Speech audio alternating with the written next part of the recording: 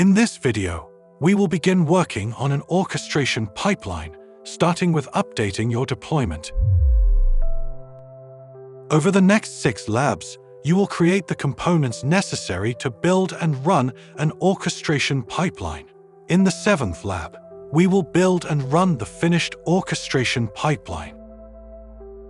In this lab, you will update your engines to include the orchestration stage library.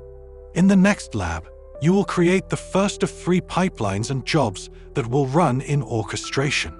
For labs 31 and 32, you will copy that pipeline, modify it, and create new jobs. In lab 33, you will retrieve your API credentials and then use them to create a connection in lab 34. Finally, you will build and run the full orchestration pipeline in lab 35. Each of the first 3 pipelines you will create uses a pipeline executor to stop the job once the pipeline finishes processing.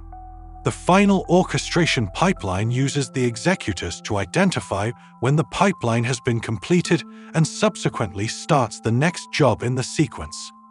After the final job is completed, the pipeline retrieves user data from the API and saves it to a JSON file.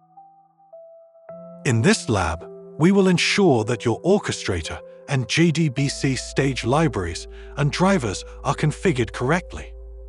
When the deployment was created in Lab 0, we did not install an orchestration stage library, so we'll do that now.